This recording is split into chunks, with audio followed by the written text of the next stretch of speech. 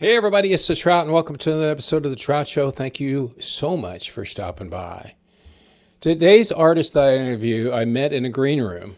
Green room is where everybody waits before they go on stage. And we got to know each other pretty well, and then I realized I needed to talk to him about his career.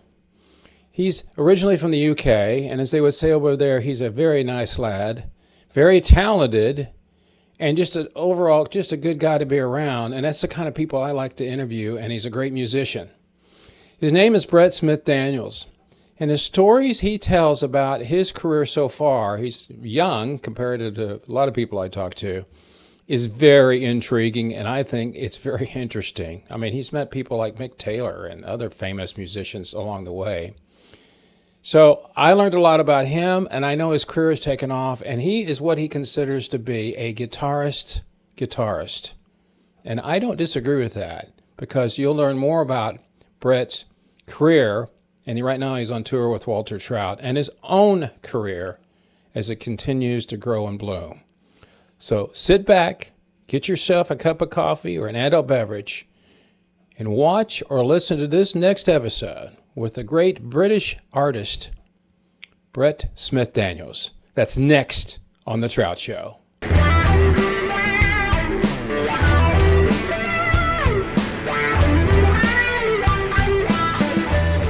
Anybody watches this video, I want to explain something, because this is one of the weirdest things that's happened to me.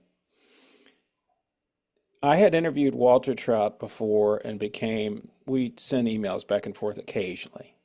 So Walter was playing in Dallas, and I asked if I could come to the show, which is what I always ask every artist I asked, put me on the list. And you don't even know this part, Brett, but it's just funny. So I get there, I pull up, I told my buddy who was another guitarist who you met, Scott, and I said, we're going to sit in the back because that's where they all go in. They all go in the back. And I pull back there, there's no bus. There's a vehicle with a trailer on it, and I'm going like, well, this is kind of weird. And I open the back door. I open the stage door. Nobody's there. It's typical what happens. I walk in. I'm looking around at the audience. There's nobody there because I was early enough. My friend goes, well, there's the green room up there. I said, well, if he's going to be here, I'm going to be there. So, because a lot of them get there early and hang out. So I walk upstairs, and there's his manager.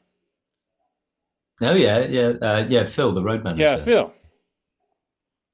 And I said to my buddy, we're just sitting in the green room, and I said, well, I wonder when Walter will get here. And Phil goes, oh, 8:15. Oh, okay. Well, what do you do? I'm his road manager. How long you been doing that?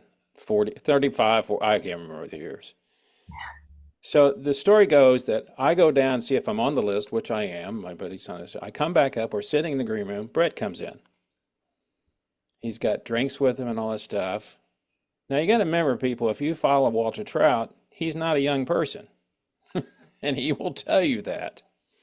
So here's this young guy comes in, and I'm thinking, what is this guy, a roadie? Or, he's got drinks, and unbeknownst to what I've never told you this, though, is I see the Strat over in the corner. And Oh yeah. I said to my buddy, that's Walter's guitar. I can almost bet your money that's his guitar. So the end story is, we're sitting there. I get to introduce myself to Brett, who's kind enough to be on this video. And the manager of the theater comes in and tells, you got to get out. And I'm looking at him going, what? Now, there's nobody there besides three of us. Yeah. And I said, we got to get out. What for? He says, you can't have anybody in here. And of course, Brett goes, I'm in the band. That was hilarious to me. So I'm going like, oh, well, that changes things a lot. So we went out and sat in our VIP seats, and one of the people that was kind enough to show me where my seats were said, oh, that's the manager. Because I told my buddy, I said, one of two things. Either he owns the theater or he's in charge. So all that came about from about a 5-minute conversation I had with Brett. And then I watched him obviously perform. That's all he over there doing the guitar tech stuff and coming on the stage, which then led me to the fact that you were kind enough to comment on one of my Facebook or something like that. So here we are. Because then I looked up Brett is a great guitarist, Thank you. Lives in Vancouver. Obviously, he's not Canadian, A. Um, but you've been there long enough. Yeah, So yeah. let's go back and then so I start looking at stuff and I see, which was really funny to me, is you've been in Canada for quite some time, haven't you? Okay. And the reason why I know that is because you had a picture of you standing next to Mr. Wonderful and you're like 19 years old. 15. Yeah. You're 15. Oh my gosh. Yeah. And what's so funny about him is the fact that he's a guitar player. Now he looks goofy when he's playing because he wears a suit and he's got the old man look and all Wrap like up here as well. all the Yeah. Beatles kind of guitar stuff. So Uh, when did you move from England to Canada? it's a very complicated question to answer. So I'm a dual citizen. My mum's Canadian, my dad's English. Oh, okay. So that kind of answers some of the questions right there. Yeah, Yeah, yeah, and, yeah. and so I bounced back and forth. So I'm originally from a town on the Dorset Hampshire border called Ringwood, which is a suburb really of Bournemouth, Dorset. And I lived around kind of the Dorset area for the first kind of 8 years of my life. And then my mum's dad got ill. We moved over here as a family to Ah, Canada in okay. 2004. And I was here between 2004 and 2012, during which time I got really heavily into the music and started my first bands and did my first gigs all on Canadian soil, but with a albeit slightly funny sounding mid-Atlantic accent. So where did the first, I'm sorry, where did you first move to in To Canada? Victoria, BC, Oh, which you is so I've always been in Victoria. Okay, all right. and so I started my first band here, and we did our first gig, our first proper gig at the Massey Hall in Toronto, which is one of the best venues in the country. When I was 14 years old, we were actually the youngest band to ever play there at the time, and that came about through a fluke because there was a charity concert, and I reached out to the organisers and begged them to let me be on the bill. And then they went, okay, all right, okay. Do you have a band? And I went, yes. And I didn't actually have a band. And so I went to school the next day, and I found a friend that owned a drum kit. And I went, you're now my drummer. And Were I you in found a high guy, school? You were in high school at the time? Okay. I was about 13 at the Oh my time. goodness. Yeah. And so I found a friend that had a drum kit, and I went, "You're now my drummer." And I found a friend that had a bass, and went, "You're now my bass player." And the only other kid I knew that could play the guitar really well, I went, "You're the other guitar player. We'll do a five-piece band." So we auditioned for this gig at Massey Hall. I'll get to the Dragon's Den thing in a minute. Yeah. But we auditioned for this gig at Massey Hall. We're like, aged 10 to 14. And, it's a telephone audition. This is 2010, early Oh, doors, or 2009, something like that. right. And so over the crackly phone reception or whatever, the talent buyer for that show at Massey Hall, Andrea Friedman-Isco, goes, "Yeah, no, you got the gig." She goes, "Couldn't hear because it was over the phone, but did you guys have a singer?" And I went, "Didn't think about that." And so So she you goes, did instrumental. "Yeah, well, What? no." So what happened was, she goes, "Well, you need a singer." And so the next day we go to band practice, and we put straws in a cup, and I pulled the short straw. And now you're a singer. Yeah, and so it's kind of like I remember having this conversation with my dad, and I was like, "I don't want to be a singer," and he goes, "All right, name your favorite singers." And I went, "Yeah." At the time, I said, "Well, Freddie Mercury was my favorite, right?" But then I went, I love Mick Jagger and Bob Dylan and Mark Knopfler and you know, David Bowie, and he goes, "Okay, Freddie Mercury would have made the school choir." He goes, "What about the other four?" And I went, "You're right. They're all really unconventional." And he Yeah. goes, "Never be afraid of being different, even if it's not conventional. Right. Give it a go as a singer." So then I started singing. So a year later, reading the paper, because I'm a very unusual person for my age, and I see an ad for Dragon's Den, which is Kevin O'Leary's, well, at the time, Canadian version of Oh yes. Chant. Yeah, that's right. Cap. Yeah, that's right. Dragon's Den. I And forgot. Yeah. yeah, and so I was failing maths, English, science, PE, everything but band. barely showing up to class, having a really hard time academically, couldn't focus. Just didn't. It was like a square peg in a round hole. And yeah, I was friendly with everybody, but they knew I didn't want to be there. I knew I didn't Yeah, want to be I understand. there, kind of thing. And for some reason, I thought that despite the fact I didn't know the meaning of the word economy and I was failing maths, that it would be a great idea to try and pitch a record label that didn't exist to one of the biggest business moguls in North America. Oh my goodness. And so That's uh, hilarious. we cobbled together this band again. It was like 3/5 of that first band that played at Massey Hall. And we added a new bass player because a couple of the guys had left. And the four of us at this point got together and hatched this harebrained scheme to create the concept of a record label that Kevin O'Leary would buy on TV. Because we didn't want to sign a regular 360 deal, which was standard at the time, which is where they So, take. so at that time, streaming hadn't started of any consequence. Pe- Yeah, I mean, it was around Spotify. 2000. It was around 2000 that um, people started stealing music, and I don't Yeah, remember. And I'm trying to remember when Apple came out with the because Steve Jobs was smart enough to know, hey, let's do something. So in yeah. 2010, it's not like I mean it was So download. You yeah, download it. so like 09, 010 was kind of. I think Daniel Ek had just started Spotify, but by 2012 when we did this, it was very much not in the mainstream conscious yet. It was you pirated music or you bought it, Yeah, and so labels were trying to take more and more and more of what the artist was making, and that's so surprising they would do that. I That's know, right? I mean, who would have thought?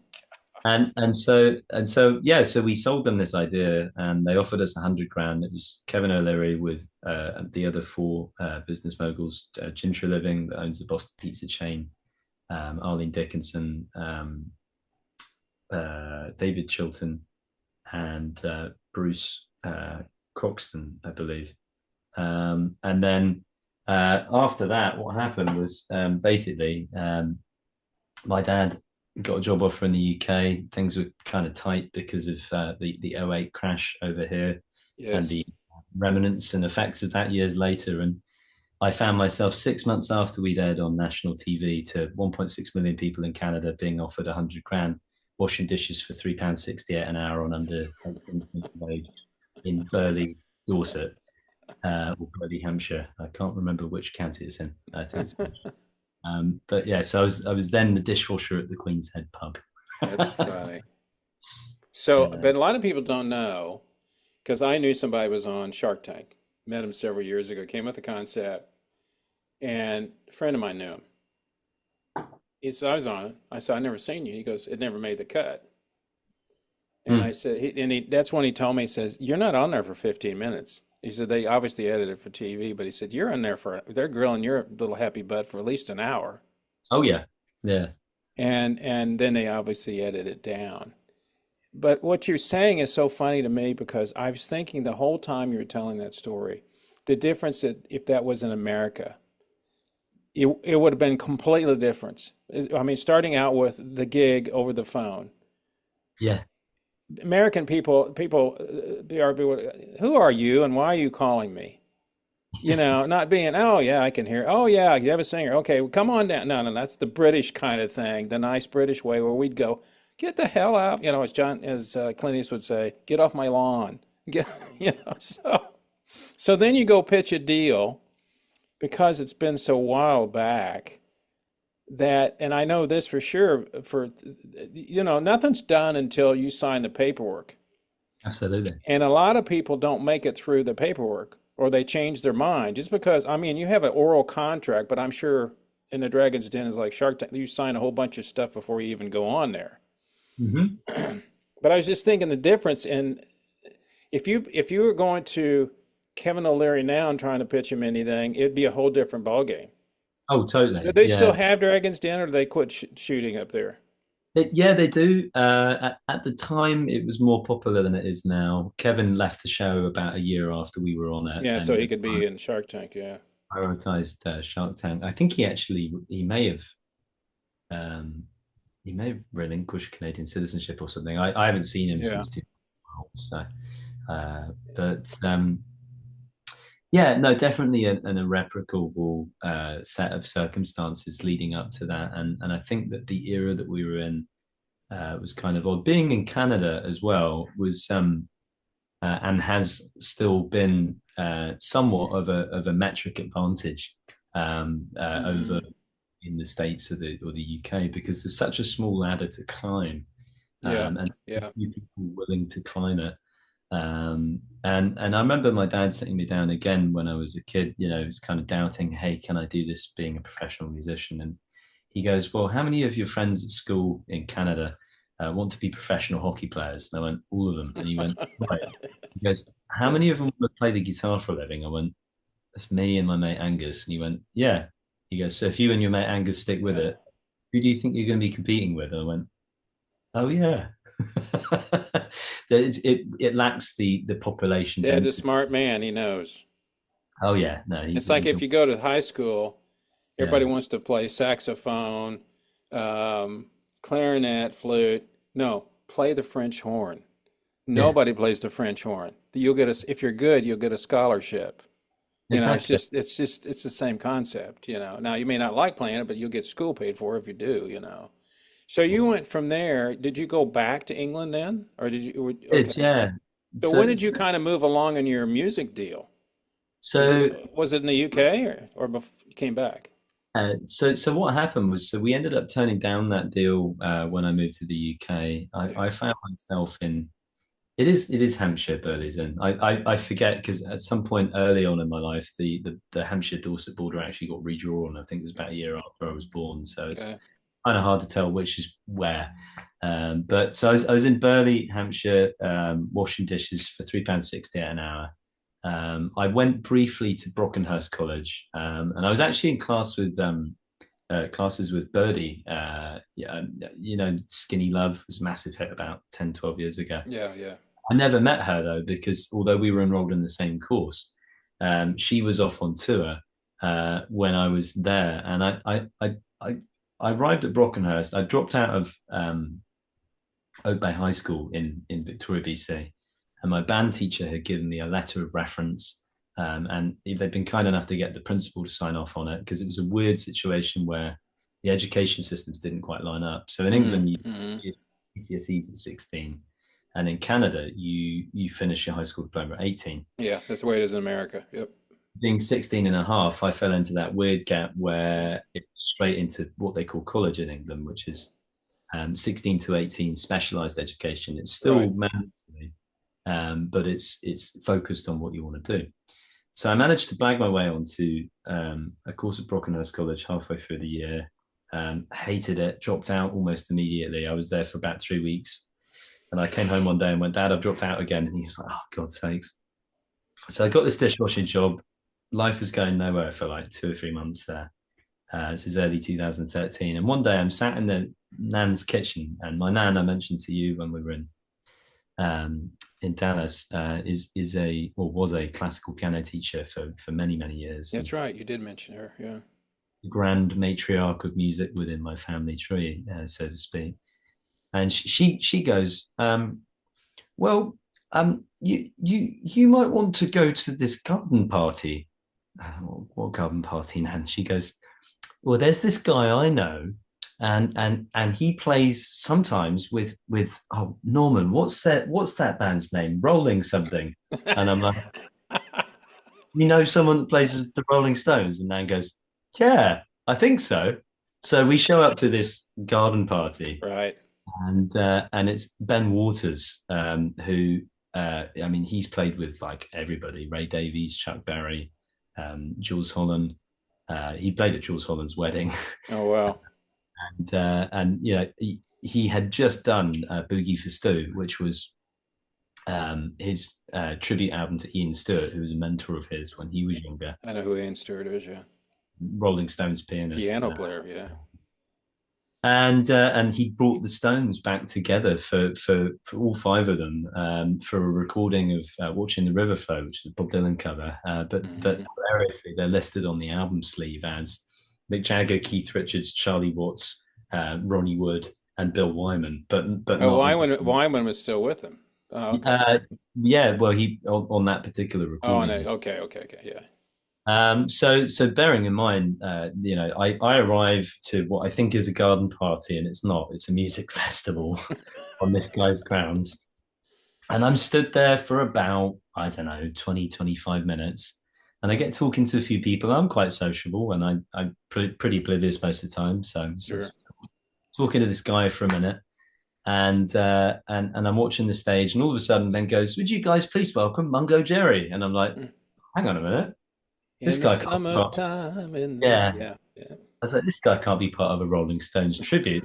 He must be the real, yeah. You Mungo must have Jerry. played with them." And then so I was still talking to this guy for a little while around that time on that same day, and I was like, "What did you say your name was again?" He goes, "Chris Jagger," and I was like, "Right, okay, I'm in." And Some guy. Jagger's not a name everybody knows. I mean, it's not a lot of people have Jagger in their last name. Yeah. No. And it turns out it's Mick Jagger's younger brother. So I ended up doing quite a few gigs with Ben and with Tom, Ben's son, who's a phenomenal saxophone player. And they became quite close family friends. And, one thing leads to another. So I'm sitting in with Ben quite a lot around the age of sort of 16, 17. I got a gig with a Johnny Cash tribute band, and I did some gigs around the UK with them. And then I left that and I started at another music college, which was a publicly funded course around 17, and started a band called the Villanovas, and very quickly decided that I wanted to move to London. So we practiced that for a year. We passed our university auditions and we got accepted to BIM London, the British Irish Modern Music Institute. Okay. So we moved in. We did ironically the Rolling Stones thing where we got a band house and we shared a house, and it Ah, was our okay. rehearsal space, Yeah. and it was filthy and dirty and full of empty booze bottles, and a couple of the guys' girlfriends would come over and try and clean up after us every couple of weeks, and my parents would walk in and be like, "Did a nuclear bomb go off in here?" It was just awful. You actually live here, son? You had live here? That kind Okay. of thing. Yeah. And so we started doing support gigs as Villanovas. We toured a couple of dates supporting Dr. Feelgood and Focus, the prog band Oh from. yeah, that is was Sweden, isn't it, or Finland? One of the two. Yeah, Focus. yeah. Yeah. I think Sweden, but I could Yeah. be wrong.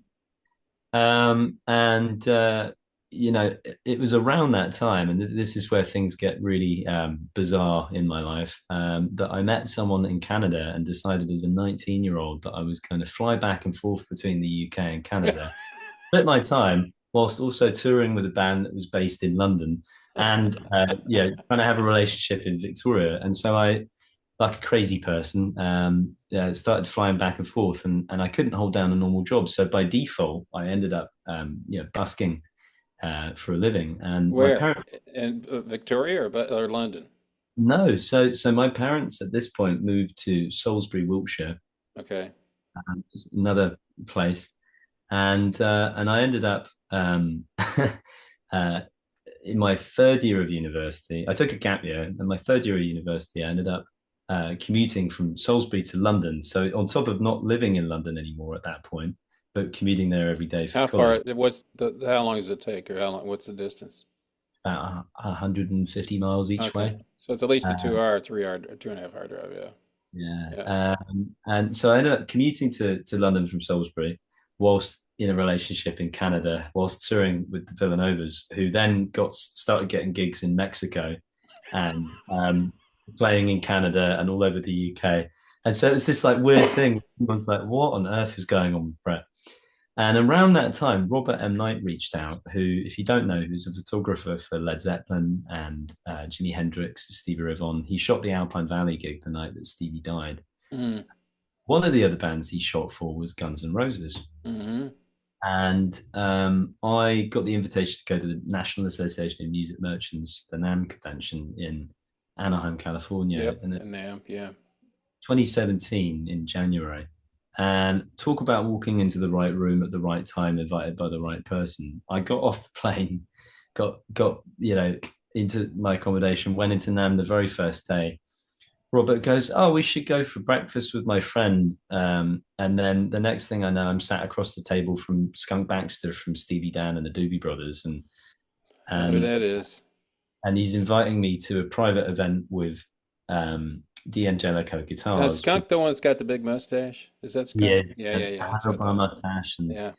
Stratocaster, and so he invited me to an event with D'Angelico guitars, and uh, on the drums at that event, it's Bob Weir's launch of his signature guitar. On the drums was Matt Sorum from the band Guns N' Roses, and being a product of the '90s myself, I grew up with them being close to one of my favorite groups, and I bowled up to Matt afterwards. I had a Villanova's thing in hand that I just made. It was on an iPhone or something. And I went, "Please, can I show you this?" And he goes, "Yeah, sure." Because he's a really nice guy. So he sticks the headphones in. And he goes, "Come sit with me for a bit." So he goes, "Here, hold this." So I carried his snare drum down the stairs with him. We walked across to the Marriott Hotel. And we sat at the Pizza Hut at the Marriott Hotel with him and his childhood friend. And he goes, "I'm going to give you some life advice." He goes, "Make sure you've got good people around you. Make sure you've got a band that always serves the song, and go and do a couple thousand gigs and call me when you're ready." And he goes, "I'm gonna know when you're ready." Oh, yeah. And I'm Yep. like, right. And he goes, "People forget that I was nearly 30 when I had the phone call for Guns N' Roses." And Mm. I was like, "Oh, right." So I'm 20 years old at the time. And I'm going, "Fuck, I've got another 10 years. I've been doing this 13." Um, so long and short, I ended up after much chaos moving back and forth between the UK and Canada. I made the disastrous decision of moving back to Canada for the relationship, which shortly thereafter failed miserably. Won't go Yeah. there. But the aftermath of that was that I found myself in Victoria playing covers gigs, and I was playing, I mean, 240 gigs a year just Now, here. you had your own band. Was this your band? Yeah, yeah. Okay. So I was doing it was like covers gigs. Yeah, and I still do them between tours with Walter. And it's three sets, 50 minutes per set. Oh, that's easy. Covers, yeah. Yeah. So I was often doing sort of two, three gigs in a day, three sets, Oh 50 my minutes. gosh. And I ended up just completely burnt out, and I ran to LA in June of 2022 to try and reconnect with some people, trying to figure out how do I get out of this rut that I'm in. Yeah. Uh, yeah, I went through a really hard time there, and the next thing I knew, I was on Dan Konopka's couch, who's the drummer from OK Go, and he kind of sat me down. And went, "Look, I've been through this. It's a hard time you're going through. Why don't we make an album? Get it out of your system." So he starts doing remote recording sessions from me. So I'm Okay. up in Canada at the home studio Right. recording Yeah. guitars and stuff, sending them down to him. And there's like six tracks or whatever that he cuts. Four of them are perfect. Two of them, I'm like, I want to be in the room. It just needs like a live band or something. Like I Yeah. just need. Yeah. So September 2022, I book recording time in Los Angeles, and it's supposed to be Dan Konopka on drums from OK Go, and Bjorn Englund on bass, who when Rudy Sarzo quit Quiet Riot, he was their guy. He plays Oh, for. okay. I'd ran into Bjorn when I was drunk on Sunset Boulevard, and he put me in a cab and sent me home and was like, "Here's my phone number. Kind of worried about you." And then the next thing I know, I booked him for a session, and that's classic musician story in it. But Oh, yeah. so what I didn't anticipate was that I booked my sessions for the week of the Taylor Hawkins tribute concert, and actually the day of the Taylor Hawkins tribute Yeah. concert, Taylor Hawkins from Foo Fighters died. They Yeah. booked it. Well, As a weird side note to that, I know his aunt. So yeah, mm, because when they were doing the Taylor Hawkins thing, that was in LA, wasn't it? That's why everybody was there. Yeah, because everybody in their bro, it's like the Jeff Beck thing they did in London, where everybody showed up for that thing. Yeah. So Yeah. what happened? Here is everybody's gone, and you're trying to get hold of people. And they're like, "Hey, dude, I'm at Taylor." Yeah. So I show up, and it's like Mr. Bean trying to make an album, but it then very quickly turns into if Forrest Gump was a musician. And I swear to you that the next 3 to 4 minutes of explanation Record, go, record, is Forrest, 100% Forrest. exactly as it happened, no embellishment. So I arrive in LA. I have almost no money. I've got like less than $600 left in credit on my $6,000 line of credit that I've Yeah, got. yeah. Yeah, I'm massively in debt. I'm kind of depressed. I'm still getting over having been through some really bad shit earlier that year. And Dan phones me really apologetically the night before we're supposed to be recording, and he goes, "I have some terrible news, and I promise you, it's not my fault. I'm really sorry. I know that you've put everything into this. Dancing with the Stars has bought your studio time because their studio got bought by Taylor Hawkins' tribute concert Oh people." wow. And I went, "Fuck, okay, what do we do now?" Yeah, but the good news is you weren't paying for the studio time. I mean, you No, had all the stuff in it, but somebody like if you're not going to record, it's like, well, what I do now? I've got 4 hours or 8 hour, whatever. No, that was kind of the good silver lining, so to speak. well, there's a lot more silver linings than that. I mean, lemons and lemonade. So I get down there, everything's all lined up. This falls through. I go for breakfast with Dan the next day, and yeah, I'm sort of chatting through it, and I'm like, "Don't worry about it. I'm not mad at you. No, it's not your fault at all. They paid 6 grand for studio time. I was paying 1 grand for whatever, like I get it. I guess Uh, who won that one out? Yeah. yeah, 6,000, 1,000. Sorry, you're gone. Yeah. and that's just kind of the way that LA works in general. Is if you got more money, you get in first, Yeah, right? what a So surprise. Yeah. so I ended up at the Rainbow Bar and Grill on Sunset Boulevard. Yeah, very very famous place. Yeah. I hadn't spoken to Matt Sorum in a number of years, apart from just the odd message back and forth at this point. And I'm sat completely blackout drunk in the Rainbow, just like drowning my sorrows. Um, like shit, I've put everything into this, and now I've failed, kind of thing. And I'm as I'm sat there, obviously because Guns N' Roses were associated strongly with that bar. November Rain is on the playlist, so I'm sat there and through the drunken haze. I hear November November Rain. rain. Then I start staring at Matt Sorum's snare drum on the wall, and I'm like, I should drunk text Matt Sorum and ask him because I need a drummer and a studio. Because Dan, with his schedule, he was only available that one day, and then he had to Right. take his kid.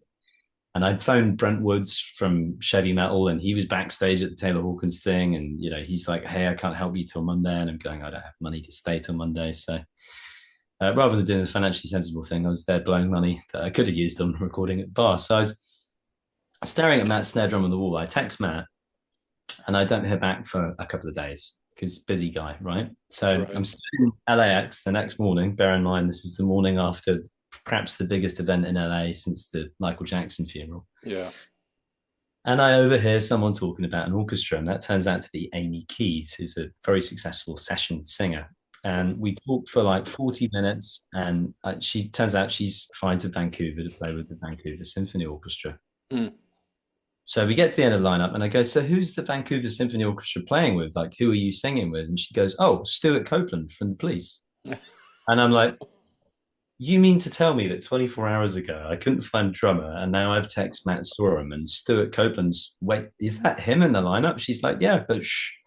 And she goes, "I'll stick you on the list tomorrow, and you can come down and meet him.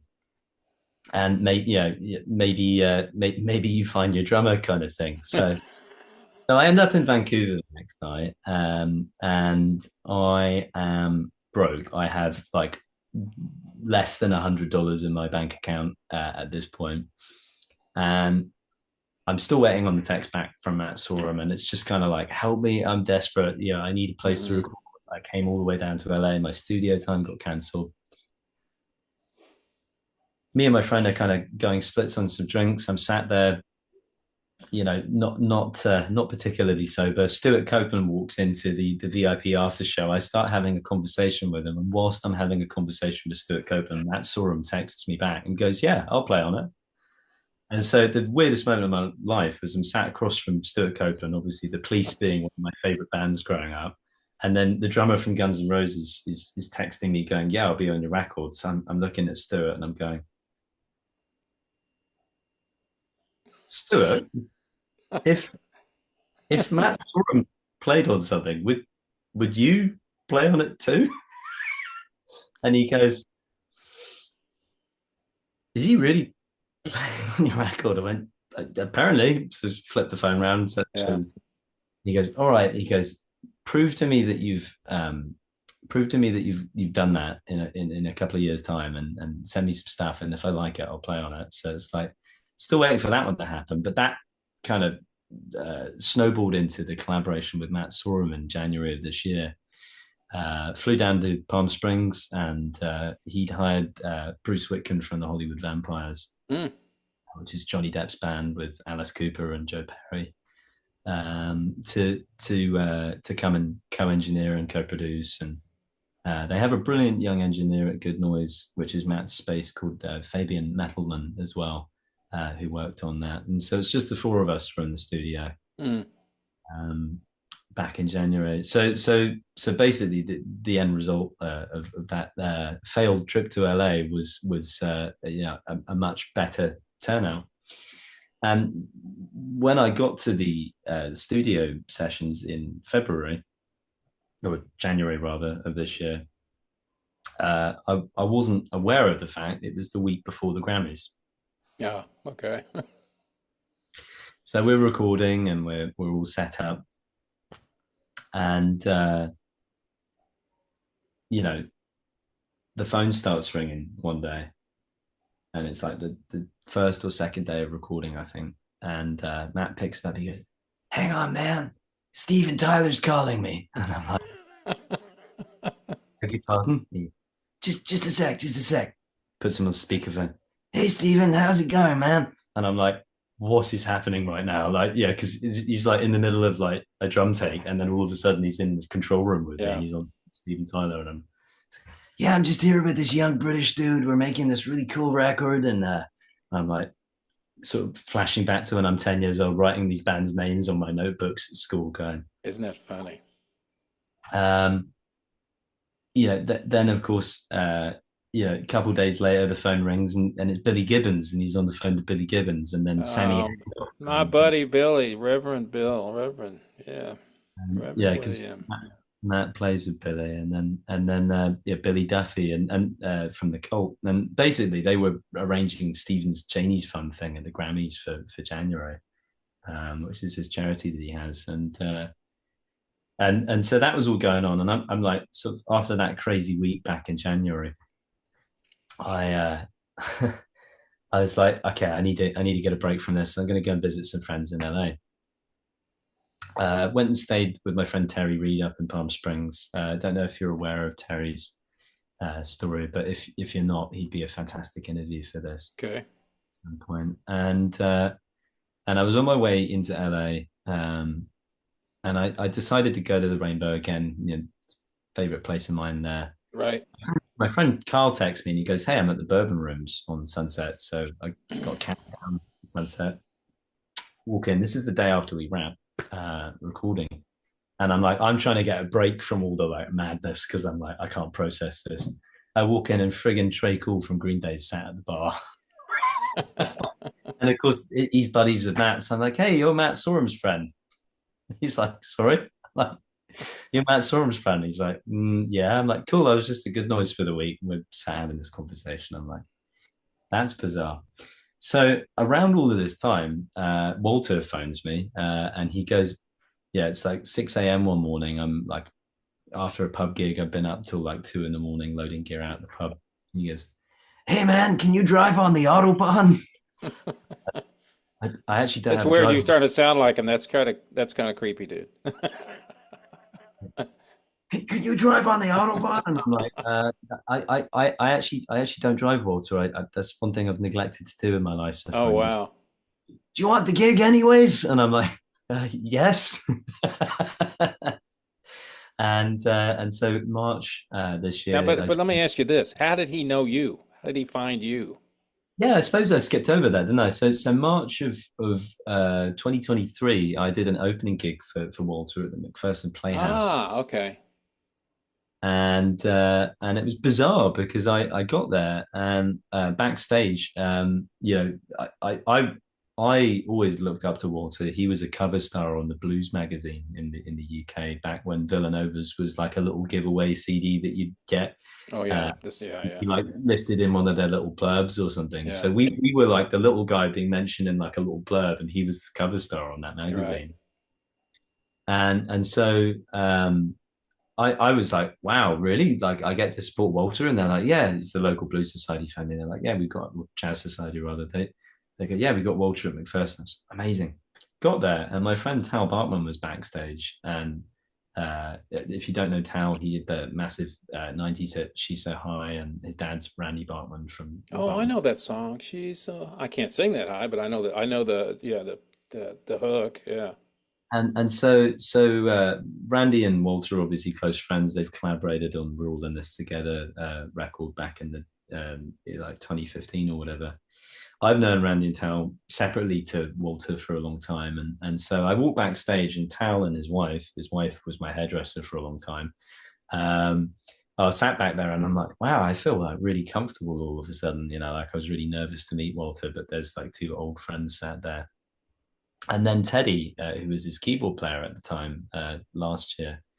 I overhear him talking about how he was with Guns on the Use Your Illusion tour, and I'm like, hang on a minute, Matt Sorum, and I've known him for years. Yeah. So all of a sudden, it went from being like this room full of like slightly intimidating, not in of any sense other than that I really admire these people, musicians that I look up to being like friends of friends. And so I just went up to Walter, after the gig and after he'd finished playing, and I said, look. I don't know if you've already got someone playing with you on second guitar at any point, but if you ever need somebody in the future, I don't care if I have to carry your cases. I've played Sweet Caroline over 2,000 times, and I'm going to die if I do it anymore.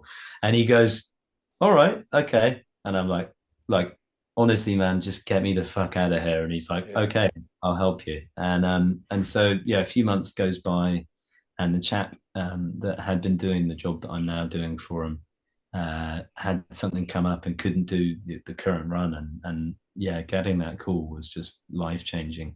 So you got the gig with Walter, and now you're kind of stuck with Walter because now you're the guy. So did he tell you, okay, here's the songs you're going to play on? These are the ones that I need you on? Yeah, so the way it works with Walter's gig is very much that it's kind of set up so that I come on and do like a bit of a feature. The night that you guys would have seen us in Dallas, of course, we had Carolyn, Wonderland, what was her name? and Carolyn Wonderland, Yeah.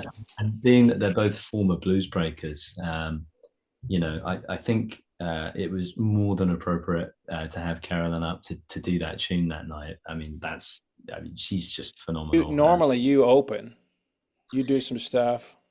Yeah, so normally I play "We're All in This Together" with Walter, and I do uh, it's like the Bonamassa parts in that, and sing the Bonamassa parts, um, which is all kinds of intimidating because I mean Bonamassa is like uh, I don't think if I think if I shedded on the guitar and singing as well for 100 years, I don't think I'd be able to play even as good as that guy's Pinky. But the fact that He never sleeps.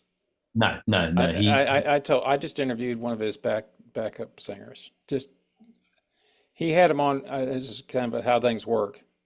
So he's standing in front of his three gals that sing with him on tour, and one of them had a new song, a new album out. Jade McRae. So I reached out to her and I said, "Hey, you want to be on the show?" She's been with him for 10 years, yeah, and I interviewed Bogey Bowles, who was his drummer for over 600 shows, and that was an interesting thing because what you said earlier about not being good enough, you need to do 1,000 shows. Bogey went through this thing about he said he was really good, and then I forgot who he met. And he said, "No, you're good, but you're not really good." And that's when he learned how to be Really good. That's that step. It's always the thing to me when I used to go to see bands all the time is the opening act's okay, but then as soon as the main act hits the first three notes, it's Mm. immediately you're going, well, I know why they're the main act. There's just something about it. I don't know what it was. And I knew Walter well enough to know that he always starts the show, just starts playing. I knew that's Yeah, what he always does. And I told him, I said, when do you do a sound check? I don't do a sound check. yeah, I just start playing. I said, why? He said, the guy's been my sound guy for like 30 some years.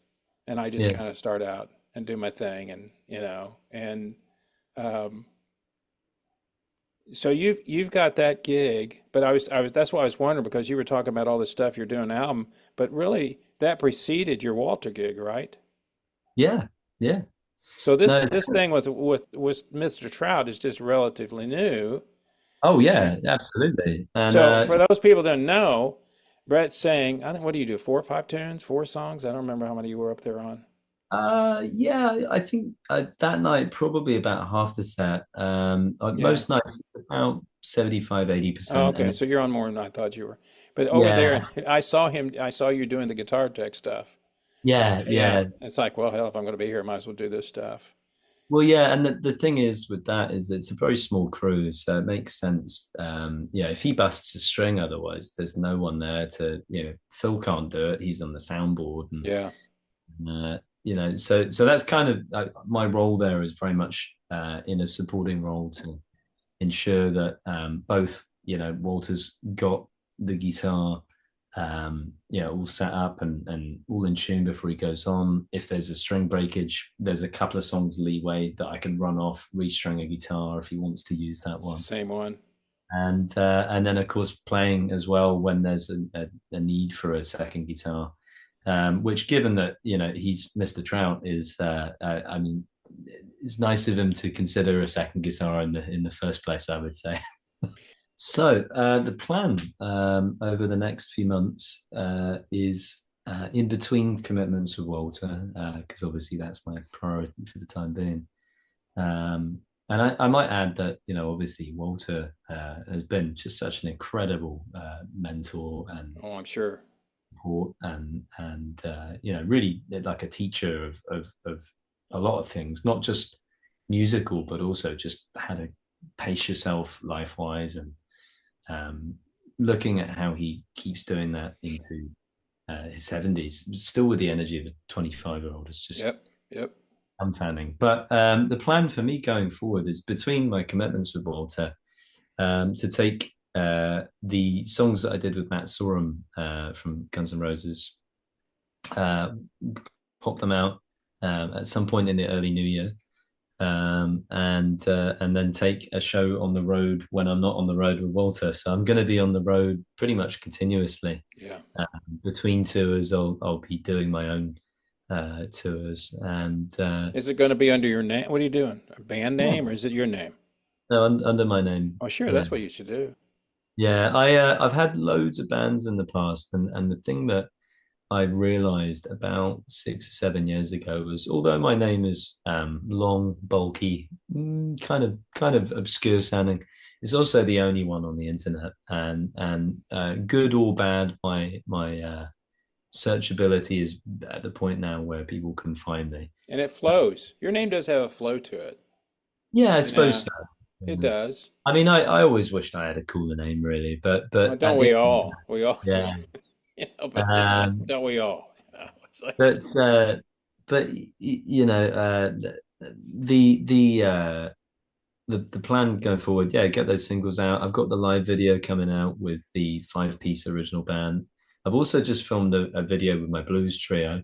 yeah, that's Uh, what you put on Instagram, wasn't it? uh, no, so On, that's some original stuff that's well, coming there's out. something you said we're getting ready to have a video come out. That's Oh yeah, yeah, yeah, yeah. There's another separate video, yeah.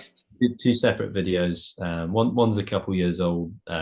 Some of my own stuff off the record, and then the blues trio video as well.